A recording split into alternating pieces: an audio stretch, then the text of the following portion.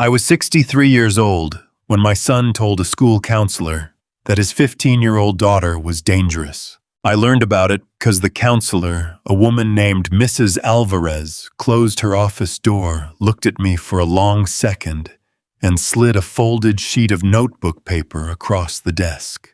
On the outside, in my granddaughter's handwriting, were 4 words. "Please give this to Grandpa." Inside, Grace had written, "Dad says I'm going away Friday. He told them I threatened Owen. I didn't. Grandpa, I'm not crazy. Please don't let them take me." Before I could finish reading, my phone buzzed. It was a text from my son, Daniel. "Stay out of this. Grace needs treatment. If you interfere, you won't see her again." For 31 years, I had worked in public schools through fights, threats, and family crises. My son knew that. He just thought retirement had made me harmless. I did not answer his text. Anger is loud. Protection is usually quieter and more useful. I folded Grace's note and put it in the inside pocket of my jacket. "Tell me exactly what happened," I said. Mrs. Alvarez did not dramatize it. Good counselors rarely do. Grace had visited the office 3 times in 2 weeks, with nausea, headaches, and a racing pulse. On the 3rd visit, she said her father and stepmother were sending her to North Ridge Behavioral Academy, a residential program 2 states away. Her room was already packed, and they were telling people she had become violent.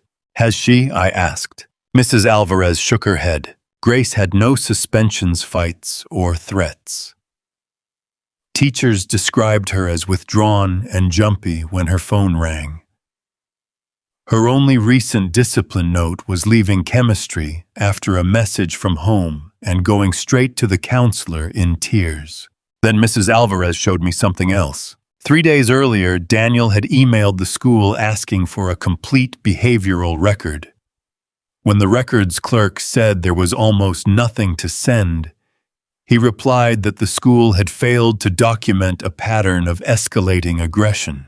That phrase caught my attention, not because it was dramatic, because it sounded borrowed. School language has a texture. After 3 decades, you can hear when someone is using words they do not normally use. Daniel sold commercial flooring. He did not say pattern of escalating aggression. He said things like, "The job ran over and the client changed the scope." I asked whether Grace was safe to go home that afternoon. Mrs. Alvarez paused. "I made a report this morning," she said. "A social worker is coming. Until then, we are keeping her here." That was the moment the problem stopped being a family disagreement. A family disagreement is whether a teenager can go to a party. A safety problem is when a teenager writes, "I'm not crazy," because the adults in her house are building a case that she is. I had known Grace since the hour she was born. Daniel called from the hospital crying, while his first wife, Sarah, laughed behind him. Diane and I drove through the night with a pink blanket and a gas station rabbit. Grace named the rabbit Mr. Buttons even though it had no buttons. When Sarah died from an aneurysm 6 years later, Grace stayed with Diane and me for nearly a month. Diane made pancakes every morning and let her pour the batter into impossible shapes. We never tried to replace her mother. We just made sure grief did not leave her alone. Daniel eventually steadied himself. He learned to braid hair badly and packed lunches with too many crackers. For a while, he was a good father in the clumsy, determined way men become good at things they never expected. Then he met Melissa. At first, I liked her. She was organized, attentive, and patient with Grace. She had a young son named Owen and displayed one of Sarah's photographs in the hallway after she moved in. Over time, the photograph moved to Grace's room, then into a closet. Sarah's old camera was called unhealthy. Melissa began signing family cards, Mom, though Grace never used the word. Diane noticed the pattern before I did. "She is not cruel," I once said. "No," Diane replied. "She is editing."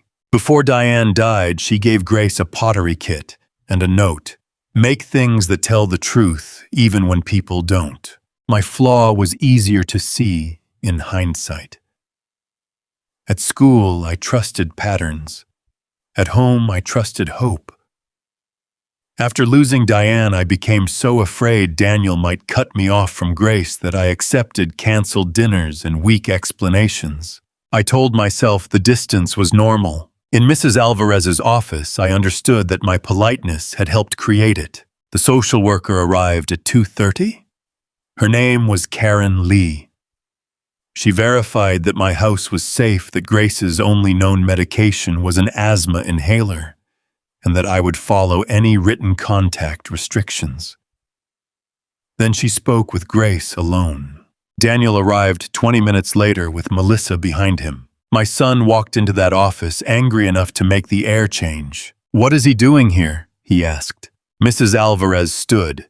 Grace requested him. "She is a minor," Melissa said. "She does not get to summon people into confidential meetings." Karen Lee introduced herself and asked everyone to sit. Daniel remained standing. "She is manipulating you," he said. "That is what she does now. She lies. She creates scenes. She threatened our son." "Owen is your stepson," Grace said from the corner. Melissa turned toward her. "Do not start." Grace flinched. It was slight. A shoulder tightening. Her eyes dropping. The kind of movement most people miss because they are listening to the words. I had spent 31 years watching children's bodies tell the truth before their mouths could manage it. Karen saw it too. What exactly was the threat, she asked. Melissa answered first. Grace said Owen would be sorry if he went into her room again. "That is not what I said," Grace replied. "What did you say?" Karen asked. Grace swallowed. "I said, if you take Mom's camera again, you'll be sorry because I'm telling Dad." Daniel rubbed both hands over his face. "This is what I mean. She twists everything." I looked at him. "Was the camera taken?" I asked. "That is irrelevant," Melissa said. "It is the only specific event anyone has named," I replied. Daniel finally sat down. He told us Grace had become secretive, oppositional, and hostile since Melissa became pregnant. He said she resented the new baby. He said she had run away 3 weeks earlier and had frightened Owen by pounding on the front door after midnight. Grace stared at him. "I was at the library," she said. "You knew where I was." "You came home late," Daniel said. "The bus broke down. You had a phone. You took it." Melissa's voice sharpened. "Because you were abusing it." Karen held up one hand.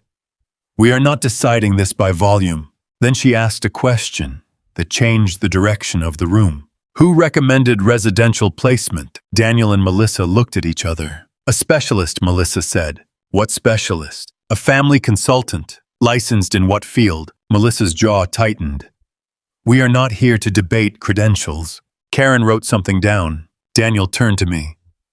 "Dad, please. You have no idea what the last year has been like."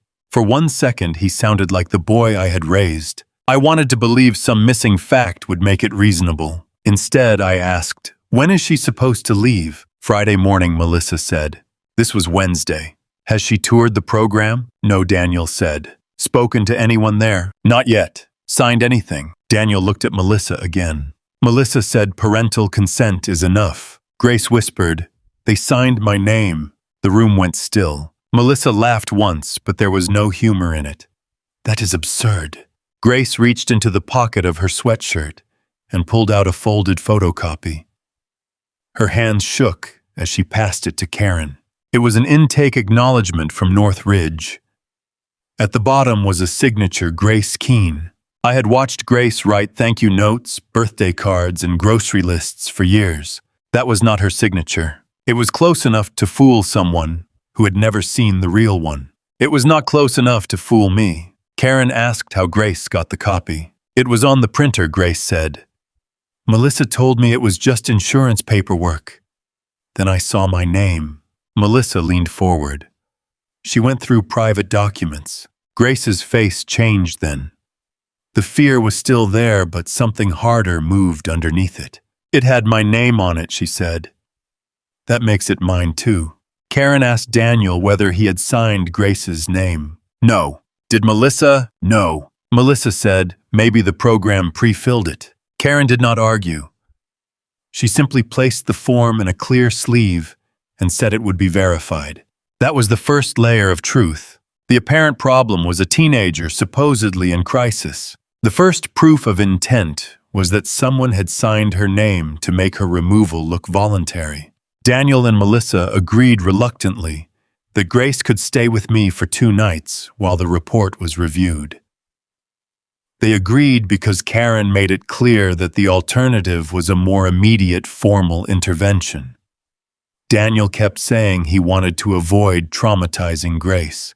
I watched my granddaughter fold herself into the passenger seat of my truck with one backpack and no coat. "Where are your things?" I asked. "Packed," she said. "Where?" "Garage." Every box in her bedroom had been moved to the garage, except one suitcase, a lamp, and a bare mattress. That detail bothered me more than I can explain. You do not pack a child's room because you are seeking help. You pack a room because you have already imagined them gone. At my house, Grace stood in the old sewing room and looked at the floral wallpaper Diane had chosen 20 years earlier. "I know it's ugly," I said. She touched the wall. "No, it's honest." I made grilled cheese.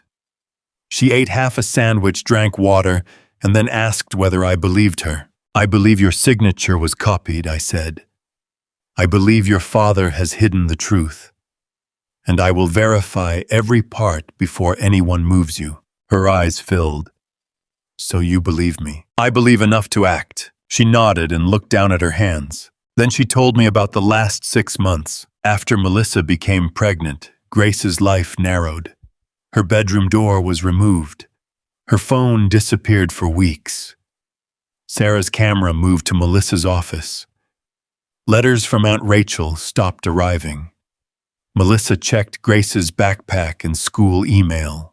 Daniel knew. Sometimes he objected. Mostly he said Melissa was trying to keep the house calm. The first major fight came when Grace found a Northridge brochure. Daniel called it research. Melissa said Grace's fixation on the dead required structure before the baby arrived. I asked Grace whether she had ever threatened Owen. "No." "Hit him." "No." "Pushed him." She hesitated. "Once." He came into my room and grabbed Mom's camera. I took it back. He pulled. I pushed his shoulder. He fell on the bed. "Did he get hurt?" "No." "Did you tell anyone?" "Dad was there." That mattered, not because pushing was acceptable, but because Daniel had witnessed the event he later described as a violent threat. I asked about the night she ran away. Grace had stayed late at the library, with Daniel's knowledge. Melissa had taken her phone so she could not call when the bus broke down.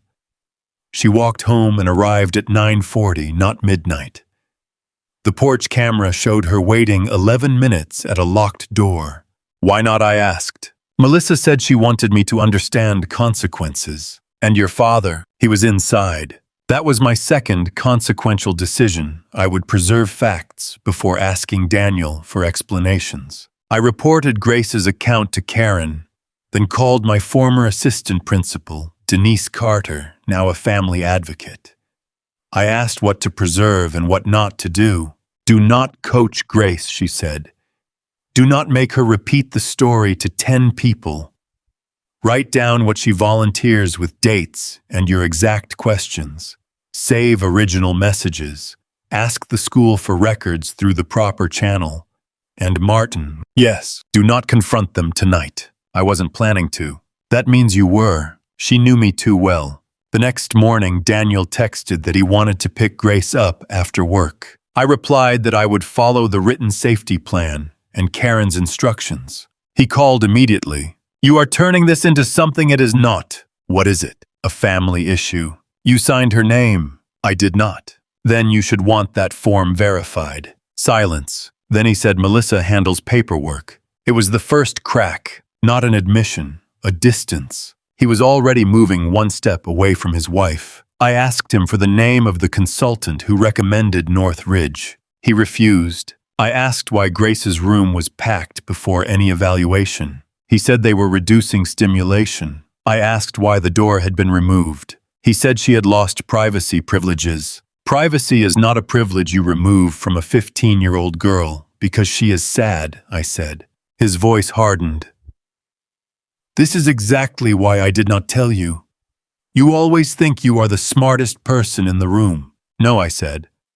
I think the room should contain the truth. He hung up. By noon, 3 ordinary documents began to form a pattern. The first was Grace's school record, strong grades, no violence, and repeated anxiety after contact from home. The second was an old automated email from when Daniel changed her emergency contacts.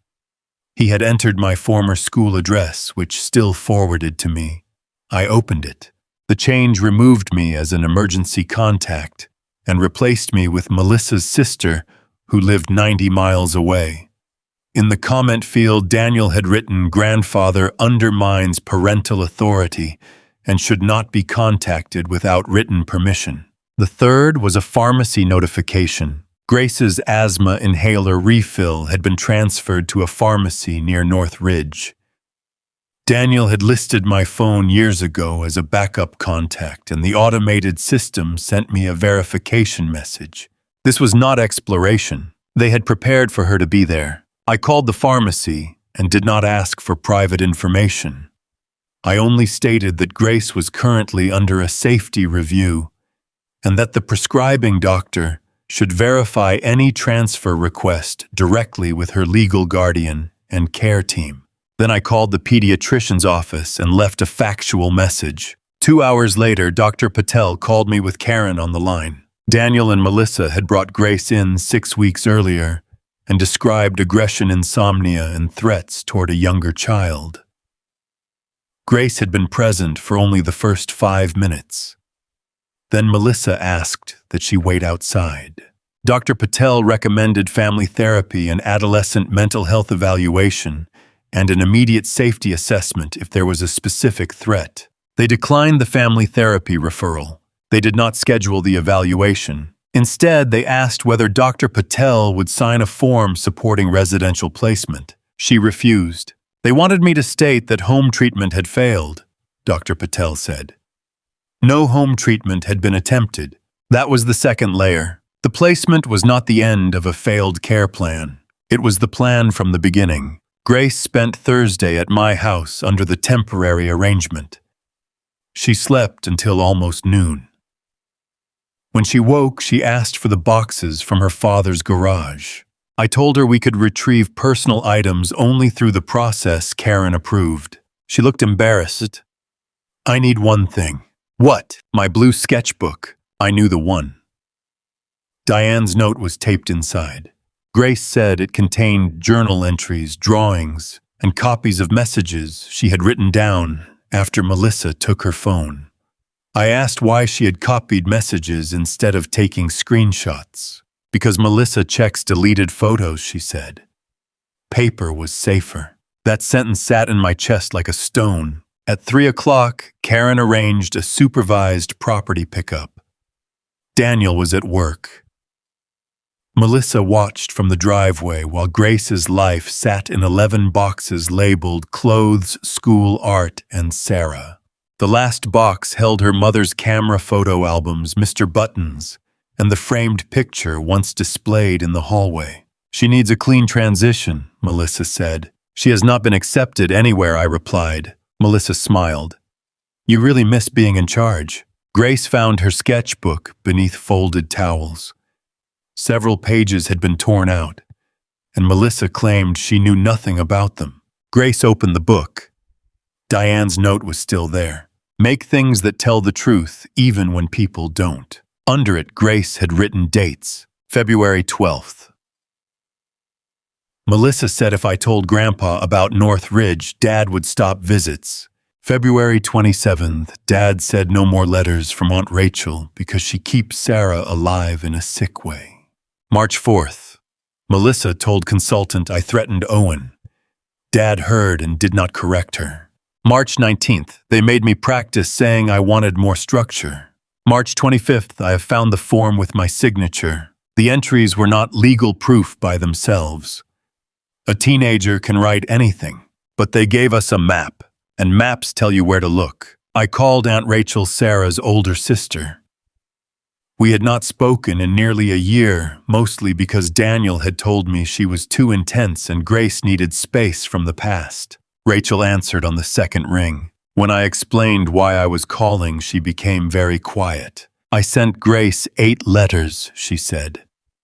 Birthday, Christmas, Sarah's birthday, the anniversary. Small things.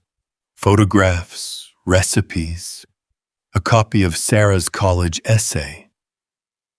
I never heard back. Did any return? 2.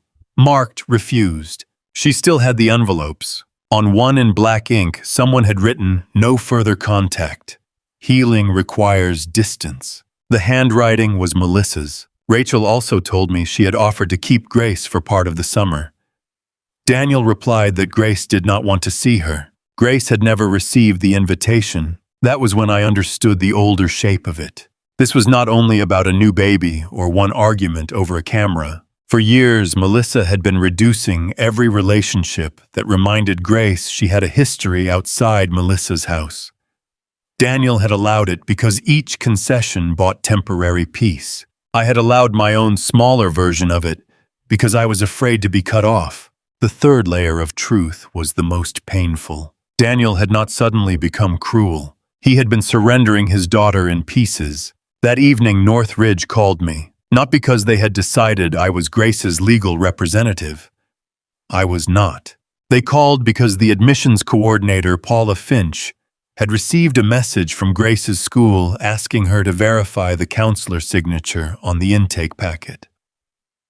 Paula then found my name listed as a secondary family contact in an earlier preliminary form. She sounded uneasy. "Mr. Keene, I can only discuss limited information," she said. "But I need to clarify whether you participated in a family interview on March 18th. No. Were you on a video call? No. Did you state that Grace had become physically aggressive toward you? No." A pause. "Thank you," she said. "That is all I needed." I asked one question. "Who said I was there?" "I cannot answer that yet." She did not have to. An hour later, I found a voicemail on my phone that I had missed 3 days earlier. It was 42 seconds long.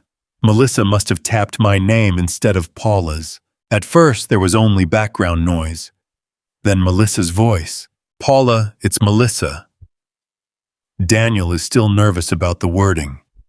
Keep the intake focused on the threat to the younger child and the grandfather incident. If the school says they have no record, just say the behavior is mostly at home. We need Friday because the nursery work starts Monday." Then Daniel farther from the phone. "I told you not to say it like that," Melissa replied. "Then you handle it." The message ended. I listened twice, then forwarded the original voicemail to Karen and Denise. I recorded when I found it, kept it unedited, and told no relatives. That was the third consequential decision. I chose evidence over humiliation. The next morning was Friday, the day Grace was supposed to leave. At 8:15, Daniel arrived at my house with no warning. He stood on the porch holding a paper bag from Grace's favorite bakery. "I brought cinnamon rolls," he said. I stepped outside and closed the door behind me. "She is not going with you." "I am not here to take her." "Then why are you here?" He looked toward the window. "I want to talk. To me or to her? Both." I let him sit on the porch because Karen had not restricted his contact, only required that it be supervised. Grace stayed inside at first. Daniel said Melissa had pushed too hard, but insisted the underlying concern was real. He said Grace had become obsessed with Sarah, hostile toward the baby, and impossible to manage.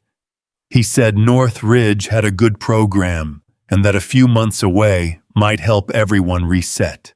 "Did you tell them I was assaulted?" I asked. He stared at the paper bag. Melissa filled out most of the forms. That was not my question. She thought they would not take the situation seriously, so she invented one. She exaggerated. She forged Grace's signature. I did not see her do that. You heard her describe a threat you knew was false. His face tightened. Owen was scared. Owen was told to be scared. You do not know that. I know the incident happened in front of you. Daniel stood. This is why talking to you is impossible. Everything becomes a trial. No. A trial has rules of evidence. This is your daughter's life. He walked to the porch railing and gripped it. I am tired, Dad. I believed him. Melissa was pregnant. His business had slowed. The house payment had increased. Grace was grieving in ways he did not understand. Owen had trouble adjusting. Diane was gone. Sarah was gone. Everyone needed something from him. But exhaustion explains weakness. It does not excuse betrayal. Daniel said Melissa thinks Grace will destroy our family. I looked through the window.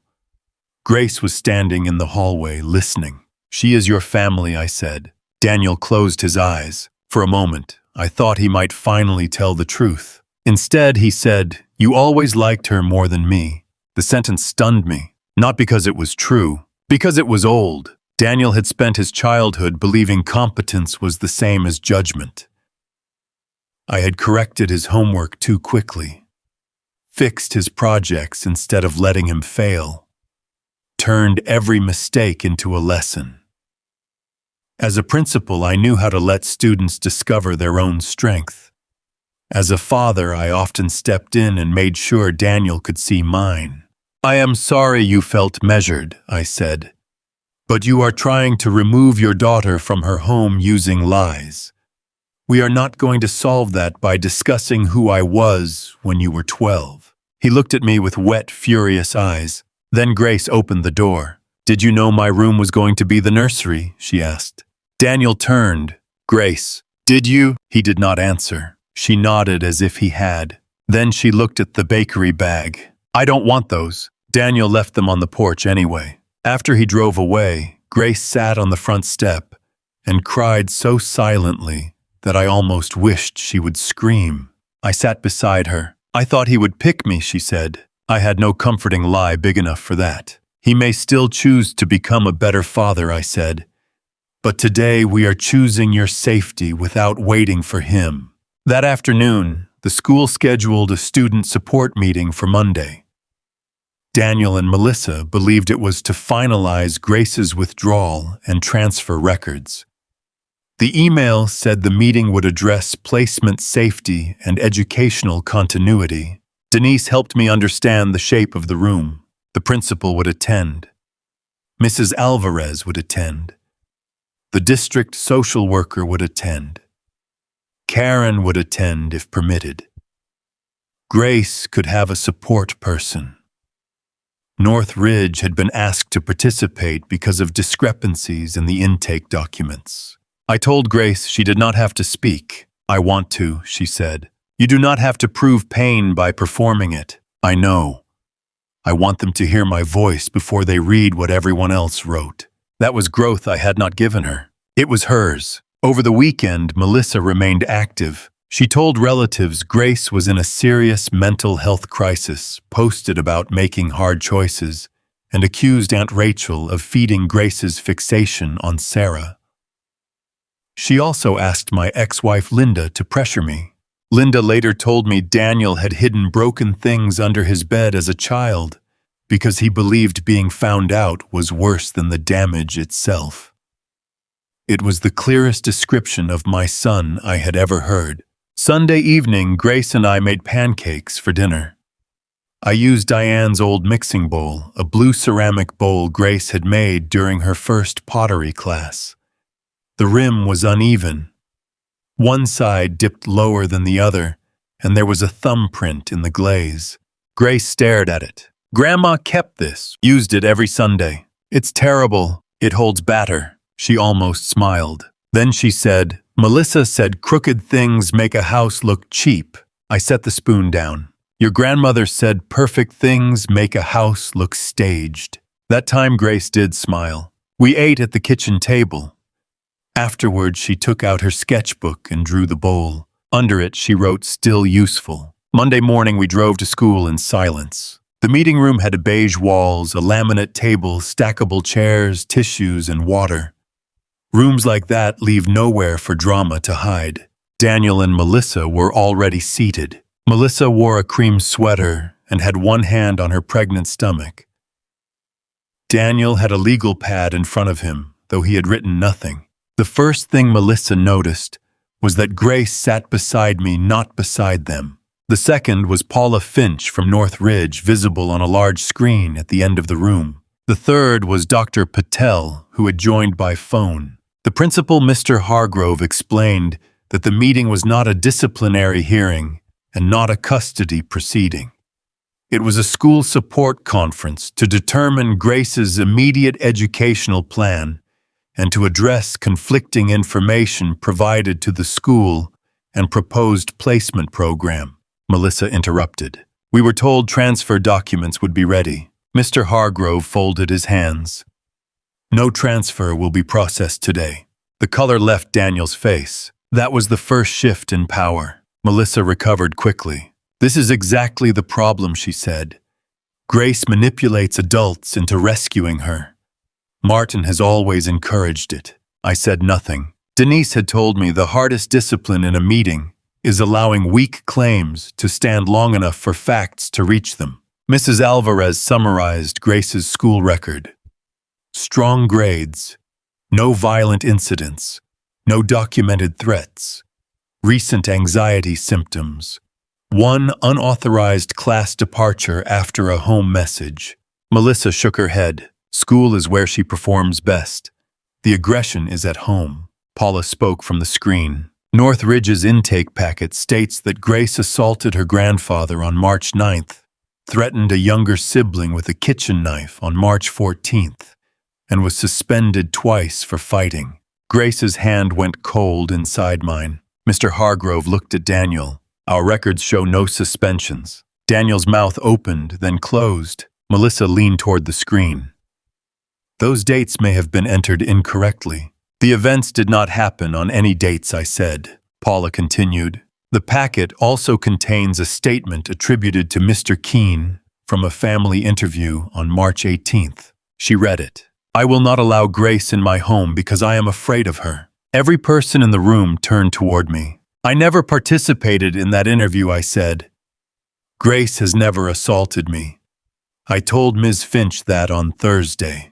Melissa's fingers tightened around a pen. Daniel looked down. Paula held up a page. The counselor's signature on the behavior summary does not match the signature provided directly by the school.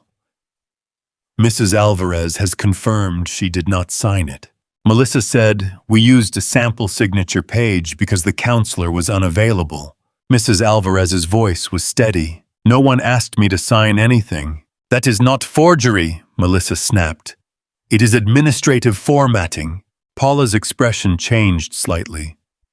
Not anger. Professional distance. North Ridge does not admit a student based on falsified school information. Grace's intake has been closed. That was the second shift. The program they had used as a threat was gone. Daniel whispered Melissa. She turned on him. Do not. Mr. Hargrove asked Dr. Patel to summarize her recommendation. Dr. Patel explained that she had not recommended residential treatment. She had recommended family therapy and a proper adolescent evaluation, neither of which had been completed. Melissa said, we were trying to protect our younger child. Dr. Patel replied, then an immediate safety assessment would have been appropriate. You declined one.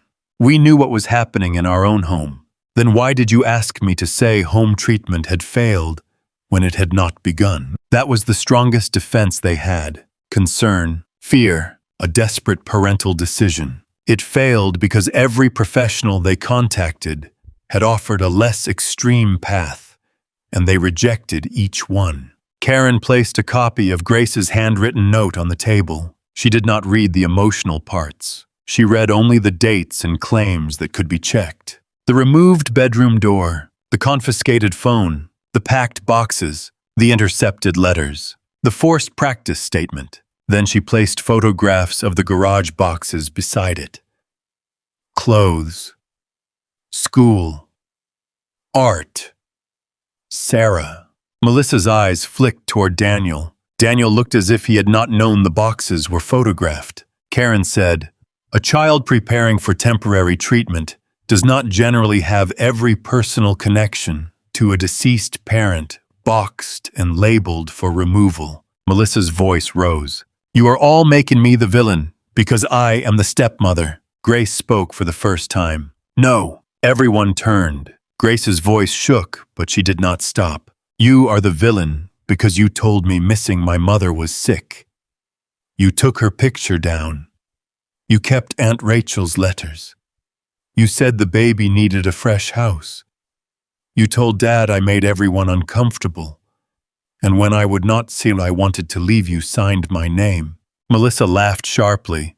You have no proof I signed anything. That was when Paula held up the intake form. We compared the signature on Grace's acknowledgement with the signature on the parent questionnaire. The same person appears to have written both. We are referring the documents for review, not a conviction or arrest. A review. Real consequences often begin with a folder moving to another desk. Melissa looked at Daniel. Say something. He did. He said, Did you sign it? The room changed. Until that moment, they had been a unit. Imperfect, defensive, but united. Now Daniel was asking the question he should have asked before his daughter's room was packed. Melissa stared at him. You knew what we needed. That is not an answer. You knew. Daniel's face collapsed. He did know. Maybe not every form. Maybe not every lie. But he knew the direction, and he kept walking. Karen then played the voicemail. Not through a hidden recording. Not from a bugged room. A message Melissa had sent directly to my phone. Her own voice filled the beige conference room. Keep the intake focused on the threat to the younger child and the grandfather incident. If the school says they have no record, just say the behavior is mostly at home. We need Friday because the nursery work starts Monday. Then Daniel's voice. I told you not to say it like that.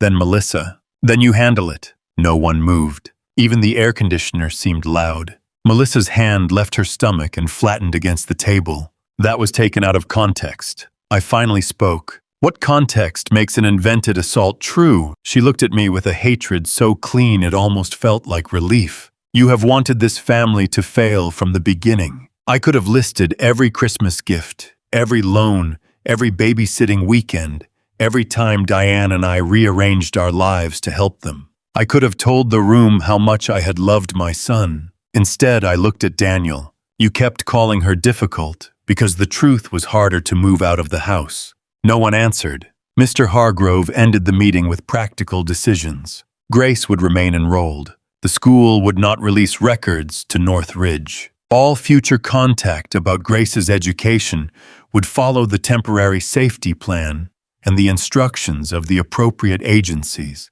Karen confirmed that Grace would continue staying with me while the assessment proceeded. The school would provide assignments, counseling access, and a safe dismissal plan. Nothing magical happened. No judge appeared. No one was handcuffed. No gavel struck. But the power Daniel and Melissa believed they controlled disappeared piece by piece. The program was gone. The school narrative was gone. Their claim that professionals supported them was gone. Their ability to isolate Grace without scrutiny was gone. And the family version of events no longer belonged to the loudest adult. Outside the meeting room, Daniel asked to speak with Grace. Karen said it could happen for 5 minutes with the door open. Melissa walked away without looking at anyone. Daniel sat across from his daughter in the counselor's office. I stayed near the door. He said, I am sorry. Grace looked at him. For what? It was the right question. Daniel cried then. Not dramatically. His face simply folded and he covered his mouth. For not stopping it, he said. Grace waited. For believing me, she asked. He nodded. For packing my room, he nodded again. For telling them Grandpa was afraid of me, I did not write that. But you knew it was there. He closed his eyes. Yes, Grace did not hug him. I was proud of her for that. Forgiveness is not a performance children owe adults who finally tell the truth. The weeks after the meeting were slower than stories usually make justice sound. There were interviews, home visits, and a temporary court review. The school doctor, Patel, Aunt Rachel, and North Ridge supplied records. A neighbor also provided doorbell footage from the night Grace supposedly ran away. It showed her arriving at 9:41, a curtain moving inside, and the door remaining closed for 11 minutes. That ordinary footage mattered. It showed a child waiting outside while adults decided fear would teach obedience. Grace remained with me, and an independent advocate was appointed to speak for her. I did not coach her or demand reports afterward. My old habit was to solve. My new responsibility was to make room. The review also uncovered questionable withdrawals from an account created after Sarah's death for Grace's education and care.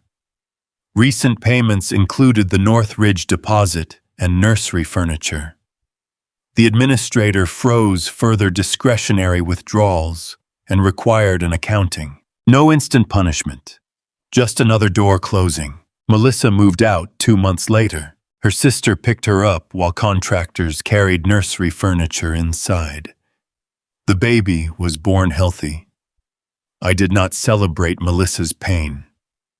The newborn and Owen deserved peace. The safety plan eventually allowed Daniel supervised visits with Grace at a family center. The first 3 were awkward. He brought food she did not eat, asked questions that sounded rehearsed, tried to explain that grief had changed him. On the 4th visit, Grace brought the blue sketchbook. She opened to Diane's note, "Make things that tell the truth even when people don't." Then she showed him a drawing of the garage boxes. On the last page, she had drawn 2 houses. One had every window covered. The other had one crooked blue bowl on the table. Daniel stared at it. "Which one is mine?" he asked. Grace said, "That depends." It was the first time she offered him a future without pretending the past had not happened. He began attending counseling on his own. He sold his boat, began repaying the account, and returned every unopened letter he could find. One still held a pressed leaf from Sarah's favorite park. Grace read the letters slowly, not all at once. Grief is not a room you clean in a weekend. By spring, the old sewing room had become hers. We did not erase Diane. We did not build a shrine either. Grace chose new paint, but kept one strip of the floral wallpaper inside the closet. She put Sarah's camera on a shelf. Mr. Button sat beside it, looking as unimpressive as ever. She joined the school art club again. Her first project was a set of bowls, each one intentionally uneven. At the student exhibit, she placed a small card beside them. Useful does not mean perfect. Loved does not mean controlled. Safe does not mean silent. Daniel came to the exhibit. He stood at the edge of the room for 10 minutes before Grace saw him. I watched her decide whether to walk over. She did. They spoke for only a minute. I could not hear the words. That was all right. For most of my life, I believed love meant stepping in at the exact right moment. Sometimes love means standing far enough back for someone else to choose. The case ended with Grace remaining in my home through the school year and having a voice in any future arrangement. Daniel's visits expanded only after months of counseling and compliance. Melissa lost decision-making access to Grace and could contact her only through approved channels. Northridge strengthened its verification process. Daniel accepted responsibility for the false statements and financial misuse. He was not destroyed. He was given the harder consequence, a chance to change without being allowed to hide. Justice is not always watching someone lose everything. Sometimes it is making sure the harmed person gets their life back. On the first Sunday after the school year ended, Grace woke before me and made pancakes. I came into the kitchen to find flour on the counter batter on the floor and Diane's crooked blue bowl between her hands. "You are using too much milk," I said. She gave me a look. I stopped. Old habits. She poured the batter into the skillet. The first pancake came out shaped like nothing I could name. Grace set it on my plate. "What is it supposed to be?" I asked. She shrugged. "Still useful." We ate by the window with Sarah's camera on the shelf and Diane's note framed above the table. My son had underestimated me. So had Melissa. But the person they underestimated most was Grace. They thought fear had made her easy to move. Instead, it taught her exactly where to stand. A child should never have to earn the right to be believed. If this story stayed with you, tell me what mattered more, the evidence or the moment Grace spoke for herself. Subscribe for more family justice stories.